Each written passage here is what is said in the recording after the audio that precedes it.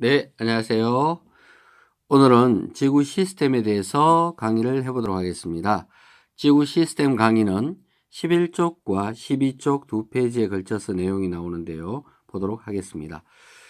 자, 지구 시스템이라는 게 뭐냐면 이 내용이 요즘은 교재가 바뀌어서 중학교 1학년 1학기 내용으로 가 있습니다.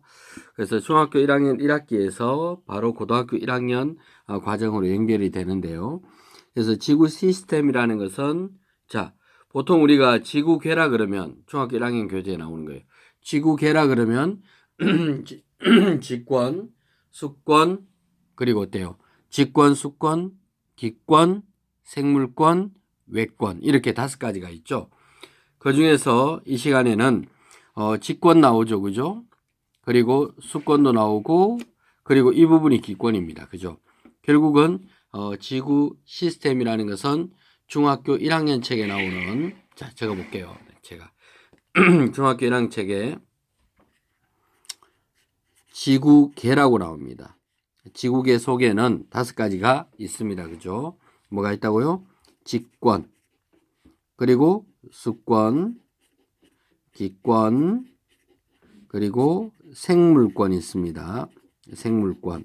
그리고 우주 쪽이죠. 외권에 대한 게 있습니다. 자, 이 5가지가 바로 지구계입니다.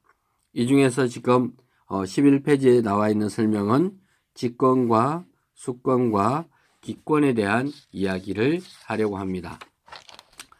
12페이지도 마찬가지입니다. 12페이지 내용도 이 지구계의 여러 가지 권들이 서로가 서로에게 영향을 미칩니다. 그게 어떤 영향을 미치는지에 대해서 정리된 내용이 12페이지 내용입니다. 자, 결국은 오늘은 중학교 1학년 과정의 연속선상이네요. 자, 직권부터 보겠습니다. 자, 직권은 땅이죠. 땅은 4가지로 구성이 되어 있습니다. 예전에 중학교 때 배웠죠? 지진파 연구를 통해서 땅 속은 자, 지구 중심부까지 대략 6,400km 되는 거 아시죠? 그죠? 그러면 제일 바깥쪽을 지각이라고 하고 그 다음에 멘털 그리고 외핵, 내핵으로 구분된 거 기억나시죠? 자, 지각, 멘털, 외핵, 내핵. 그 중에서 멘털의 부피입니다. 질량 아니에요. 부피가 약 한 80% 이상 차지한다라고 중학교 때 배웠을 거고 외핵은 유일하게 액체 상태이다라고 배웠을 겁니다. 그죠? 액체 상태. 왜냐하면 지진파 중에서 무슨 파? S파가 통과하지 못했기 때문에 액체 상태라고 배웠습니다. 그리고 그 속에 내핵 있습니다. 그리고 외핵과 내핵은 철과 니켈과 같은 무거운 원소로 구성이 되어 있다라고 중학교 과정에서 이미 직권에 대해 배웠습니다. 그죠? 그 내용을 이야기하는 거예요. 그죠? 그러니까 직권은 바로 이 내용입니다. 중학교 때 했던 내용입니다. 그리고 지각은 멘틀 위에 떠 있는데 대륙 지각은 높이 올라가는 만큼 모호면도 아래쪽으로 깊게 내려가고 그리고 해양 지각 쪽은 얇죠. 그래서 대륙 지각의 평균 두께가 약 35km 정도 된다라고 배웠습니다. 그리고 밀도는 2.7g/ml 화가암질로 되어 있고요. 그 다음에 이 해양 지각 같은 경우는 평균 두께가 5km 내외죠. 그리고 밀도는 3.0g/ml 그리고 현무암질로 되어 있습니다. 자, 이러한 내용도 중학교 과정에서 전부 다 했던 내용들입니다. 그렇죠? 그래서 직권에 대해서는 이 정도 하도록 하겠습니다. 자, 그 다음에 수권에 대한 설명을 하도록 하겠습니다. 물이죠. 물 속으로 들어갔을 때 어떤 형태가 나타나느냐. 자, 이게 물 표면이에요. 물속 깊은 곳으로 내려갑니다. 그러면 물 표면은 햇볕을 받기 때문에 이쪽 축은 온도를 나타냅니다. 온도가 좀 높겠죠. 그렇지만 물속 깊은 곳은 온도가 2에서 한 4도 정도 유지를 합니다. 2에서 4도. 그러면 표면에서는 바람이 부니까 이렇게 물이 섞이죠. 그죠? 이걸 혼합층이라고 부릅니다. 물이 섞이는데 온도가 비슷해요. 물이 섞이니까. 그런데 이 지점에서 이 지점까지는 온도가 급격하게 떨어지죠. 여기를 우리는 수온 약층이라고 배웁니다. 그리고 이 수온 약층의 특징은 어때요? 위에는 온도가 높고 아래쪽은 온도가 낮다 보니까 온도가 높은 거는 밀도가 작아서 위에 있고 싶어 하고 온도가 낮은 경우는 밀도가 커서 아래쪽에 있고 싶어 하겠죠. 그럼 얘는 섞이지가 않죠. 그러니까 대류 현상이 전혀 일어나지 않습니다. 그래서 바람에 의해서 억지로 섞이는 경우를 혼합층이라고 부르고 온도는 비슷하고 수온 약층은 섞이지 않으니까 대류 현상이 일어나지 않습니다. 이를 안정층, 섞이지 않으니까 안정층이라고 부릅니다. 그리고 심해층으로 나눠지겠죠. 심해층은 온도가 2에서 4도씨 정도를 유지하면서 조용히 있는 곳을 이야기합니다. 그렇다고 물이 심해층에서는 물이 전혀 흐르지 않는 것은 아니고요. 심해층에서는 온도가 비슷하기 때문에 물이 서서히 이동하는 밀도류라는 것이 존재합니다. 밀도류. 자, 이 파트에서는 그렇게까지 깊게 나와 있지는 않습니다. 그냥 물속으로 들어가면 혼합층이 있고 수온약층이 있고 심해층이 있어라는 정도에서만 이해를 하시면 되겠습니다. 지금 여기 나와 있는 지구 시스템은 전부 다 공간에 대한 나눈 거죠. 그렇죠. 그래서 직권은 지진파의 속도 분포도에 따라서 나눴고 수권은 온도에 따라서 나눴고 그리고 기권이 나와 있습니다. 자, 기권은 대기권을 의미하는 거 맞죠? 이 대기권도 높이에 따른 온도 분포입니다. 온도가 내려갔다가 다시 올라갔다가 내려갔다가 다시 올라가는 그리고 각각의 특징들이 자세히 적혀 있습니다. 이것도 사실은 중학교 과정에서 전부 다 나왔던 내용들이라서 깊게 이렇게 설명 안 해도 되겠죠. 자, 그러면 기권은 어떻게 형성이 되느냐 하면 원래는 지표면이 있으면 지표면에 태양, 햇빛을 받을 거예요. 그죠? 그러면 햇빛이 지표면에 흡수가 되고 나면 지표가 떳떳해지겠죠. 그러면 지표면의 복사열을 받게 되면 지표면에 가까우면 가까울수록 온도가 높습니다. 그러면 올라가면 올라갈수록 온도가 떨어지는데 이 지표면의 온도에 영향을 받는 공간이 몇 킬로까지예요? 80km까지는 지표의 영향을 받습니다. 그런데 80km가 넘었으면 이 지표면에 영향을 받지 않습니다. 그러다 보면 누구의 영향을 더 많이 받아요? 바로 태양 복사 에너지를 받죠. 그래서 사실은 지구의 대기권을 구분한다 그러면 원래는 80km까지는 온도가 떨어지고 80km를 넘어서면서 온도가 올라가는 형태가 돼야 됩니다. 왜? 80km를 넘어서게 되면 지표면이 아니라 태양 복사 에너지에 영향을 받으니까 태양에 가까운 쪽이 온도가 높겠죠. 원래는 그래서 두 개의 권으로 나눠지는 게 정상이었는데 이게 왜 네 개의 권으로 나눠졌는지 기억나시나요? 중학교 때 바로 오존층 때문에 그렇습니다. 20에서 30km 부근에 오존층이 존재하는 거예요. 오존층이. 그럼 이 오존층이 태양으로부터 오는 자외선을 흡수하죠. 그럼 자외선을 흡수하고 나면 이 지점에서 온도가 내려가다가 이 지점이 다시 온도가 올라갑니다. 더워지니까. 그러다가 이 영향을 안 받는 공간에서는 다시 원래대로 흘러가겠죠. 그러다가 80km까지 온도가 떨어지다가 다시 올라갑니다. 그래서 이 오존층으로 인해서 두 개의 권이 더 생긴 겁니다. 그래서 가장 아래쪽을 대류 현상이 일어난다고 해서 대류권. 그리고 두 번째 같은 경우는 성층권, 중간권, 열권. 그러면 대류권과 성층권의 이 경계면을 대류권계면이라고 이름 짓습니다. 밑에 거를 따라해요. 성층권과 중간권의 경계면은 당연히 또 밑에 거 따라하면 성층권계면, 중간권과 열권의 경계면은 중간권계면 이렇게 하면 되겠습니다. 높이가 11km, 50km, 80km 그리고 마지막은 1000km까지를 대기권이다라고 부르죠. 그래서 이 대기권을 나누는 것은 높이에 따른 기온 변화입니다. 기온이 낮아지고 다시 높아지고 낮아지고 높아지고 하는 기온 변화에 의해서 이렇게 네 가지의 권으로 나눠진다라는 뜻입니다. 자, 그러면 이번에는 이 지구 시스템 간의 상호작용입니다. 어떤 영향을 미치게 되는지에 대해서 정리해 보도록 하겠습니다. 자, 근원이고 영향이죠.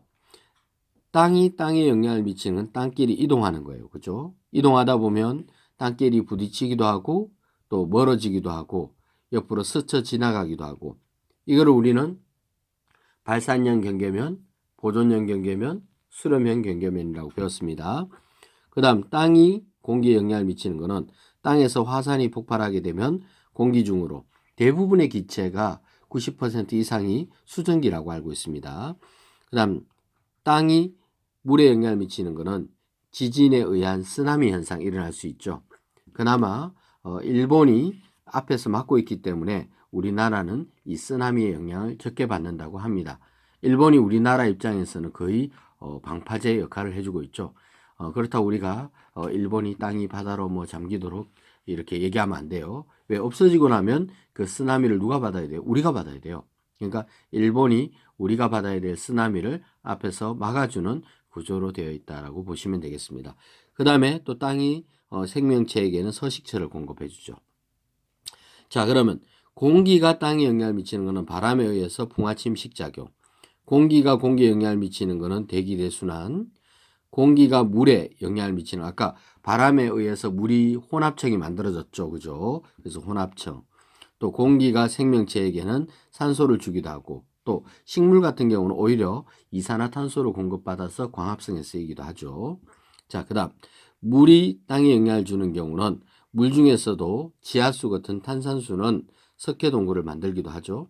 또 물이 공기에 영향을 주는 경우는 태풍, 물이 물에 영향을 주는 것은 해수, 물끼리 섞이잖아요. 그죠? 해류도 있고 해수. 그다음 물은 생명체에게 물 속에서 사는 생명체는 서식처 공간 역할을 해줘요. 그죠? 또 생명 활동을 할 수 있도록 물을 먹어야 되겠죠. 그다음 생명체가 땅에 영향을 주는 경우는 석탄은 나무가 이렇게 화석화 작용이 일어난 경우죠. 그리고 석유 같은 경우는 이제 유공충과 같은 생명체죠. 자, 그 다음 생명체가 공기에 영향을 주는 건 호흡과 강합성 작용. 생명체가 물에 영향을 주는 경우는 자, 물 속에 있는 많은 식물들이 물 속에서 광합성을 함으로써 물에 산소 기체를 공급한다고 합니다. 또 생명체가 생명체끼리 먹이사슬 관계가 있습니다. 자, 이거는 읽어보면 뭐 그렇게 어려운 내용이다라고 볼 수는 없습니다. 그죠? 그리고 자, 모든 에너지의 근원은 주로 태양 복사 에너지 맞죠? 99.985%가 태양 복사 에너지입니다. 그리고 태양 복사 에너지는 바로 이 수소 핵융합 반응에 의해서 얻어진다. 그 나머지는 이제 조력 에너지, 또 지구 내부에서 올라오는 뜨거운 열기, 지열 발전소 이런 거 있잖아요. 그죠? 그다음 방사선 붕괴나 외계 운동, 멘틀의 대류에 의해서 만들어지는 그런 에너지들이 있을 수 있다는 겁니다. 그러면 보통 우리가 에너지의 근원은 뭐다? 태양 복사 에너지가 대부분을 차지한다라고 보시면 되겠습니다. 자, 그 다음에 순환 파트 보도록 하겠습니다. 자, 물질의 순환에는 물질은 돌고 도는 거예요. 사실 뭐 우주에서 운석 같은 게 날아오지 않는다면은 물질은 지구 안에 있는 물질이 계속 순환하는 겁니다. 그래서 물이 순환하고 탄소가 순환하고 질소가 순환하는 겁니다. 그럼 물은 어떻게 순환하느냐면 자, 물이 정발이 많이 일어나는 건 당연히 바다에서 많이 일어나겠죠. 바다에서는 정발이 320 일어났다면 바다에서 뿌려지는 비가 284가 되겠죠. 그러면 둘이 빼고 나면 36 정도가 모자라잖아요. 그죠? 그 36은 누구에게 이득을 줘요? 바로 육지입니다. 그러면 바다에서 정발하는 것이 육지에서 내리게 되죠. 그럼 육지에는 이 물이 내려와서 강을 따라서 바다로 다시 흘러 들어갑니다. 물론 지하수로 해서 흘러 들어가기도 합니다. 그래서 물은 계속 순환하는 거예요. 선생님도 어릴 때 물에 산에서 물이 쫄쫄쫄 내려오잖아요. 이거 참 신기했어요. 왜? 이 물은 과연 어디에서 오는 것일까? 왜? 산에도 물이 뭐 그 호수가 있다면 거기 있는 호수에 있는 물이 다 내려오고 나면 더 이상 어떻게 보충을 하지? 이렇게 생각을 했습니다. 근데 비가 오는 거죠. 비가 오면 이 산은 물을 머금습니다. 그러니까 물을 흡수해요. 빨아들여요. 그러니까 산이 물을 흡수한 이후에 조금씩 흘려보내게 되면 계속해서 물이 흘러내려갈 수 있겠죠. 산이 깊으면 깊은 산일수록 이렇게 물이 마르지 않는다는 얘기가 있죠. 왜? 깊은 산일수록 비가 한번 왔을 때 엄청난 양의 물을 흡수할 수 있죠. 그러면 그 물들이 다 빠져나가는데 시간이 굉장히 오래 걸리니까 깊은 산일수록 물을 더 많이 머금어 있다라고 볼 수 있습니다. 자, 탄소 C. 탄소 C가 직권에 있을 때는 탄산염이라 그래서 CaCO3죠. CO3 탄산염 광물. 화석연료도 있을 수 있죠. C. 자, 이런 형태로 있다가 특히 이 화석연료가 C 형태로 있다가 공기층으로 빠져나오면서 오염이잖아요. 그죠? 이산화탄소나 메테인. 이산화탄소 기체가 점점 증가함으로써 온실 효과가 좋아지는 것은 되게 좋은데요. 이게 발전해서 온도가 더 높아지는 것을 지구 뭐라 그래요? 온난화 현상이 일어난다라고 볼 수가 있습니다. 그렇죠? 그 다음에 수권에 있는 C는 탄산이온이죠. 탄산이온. 생명체는 유기물질. 유기물질이라는 것은 뭐 탄수화물, 단백질, 지방을 의미하는 겁니다. 자, 그래서 탄소 형태가 각 권에 어떤 형태로 있는지를 갖다가 볼 수가 있었죠. 그 다음 질소도 마찬가지입니다. 자, 질소에 대한 이야기를 잠깐 하면요. 공기 중에 78%가 질소 분자 N2예요. 21%가 뭐예요? 산소 분자 O2죠. O2 같은 경우는 우리가 흡수했을 때 잘 분해해서 쓸 수 있는데요. 이 N2는 잘 분해가 되지 않습니다. 그래서 많은 생명체들이 살아가기 위해서는 이 질소가 필요해요. 그러니까 고기 성분이 필요한 거죠. 근데 고기를 먹지 않는 사람도 있잖아요. 그럼 고기를 먹지 않는 사람들은 그 고기 성분을 콩이라든가 여러 가지 다른 곳에서 섭취를 해야 됩니다. 그런데 이 질소는 우리 동물들만 필요한 게 아니에요. 식물들도 필요해요. 그럼 식물들도 이 질소를 먹어야 되거든요. 그래야지 생명체 중에서 특히 단백질, 아미노산을 구성하게 되고 생명체가 여러 가지 활동을 하게 되거든요. 그럼 식물들은 이 질소 분자는 먹을 수가 없잖아요. 그죠? 그래서 한 번씩 번개가 치면 이 질소 분자들이 이온화가 됩니다. 그러면 그 이온화된 순간에 비가 내리면서 땅으로 씻어 내리겠죠? 그럼 그 물을 식물들이 마시게 되는 거죠. 그러니까 번개 치는 날은 식물들 입장에서는 하늘에서 고기 국물이 쏟아져 내려온다라고 똑같습니다. 그래서 이거를 먹을 수 있게 되죠. 그렇죠? 또 번개가 치지 않더라도 뭐 콩과 식물들은 뿌리혹 박테리아라는 것이 있어서 공기 중에 있는 질소 분자를 이온화시켜서 쓰기도 합니다. 그래서 콩 종류가 땅의 고기다라는 말이 있죠. 그래서 질소는 우리 몸에 뭐 여러 가지 활동을 하는데 꼭 필요한 원소이기 때문에 뭐 없어서는 안 됩니다. 그래서 농사를 지으시는 분들도 질소 비료는 꼭 주잖아요. 그죠? 왜냐하면 식물들도 질소가 꼭 필요하기 때문에 그렇습니다. 자, 결국 물질은 물이든 탄소든 질소든 돌고 도는 거예요. 지구 내에서 돌고 도는 겁니다. 그렇죠? 끝없이 돌고 돌면서 여러 가지 생명 활동을 하게 되는 것입니다. 자, 오늘 했는 이 지구계 같은 경우는 사실 중학교 1학년 교재에 나와 있다 그랬죠. 이 내용이 연속 선상에 이어져서 계속해서 공부하게 됩니다. 그래서 이 내용 중에서는 조금 여러분들이 집중해서 봐야 되는 건 바로 이 지구 시스템의 상호작용에 대한 이야기입니다. 누가 누구에 영향을 미쳤을 때 어떤 현상이 일어나는지, 또 이 현상은 누가 누구에게 영향을 미친 현상인지에 대해서 우리가 잘 체크해 보는 것이 중요할 거라고 생각됩니다. 예, 그러면 또 다음 시간에 또 보도록 하겠습니다. 네, 감사합니다.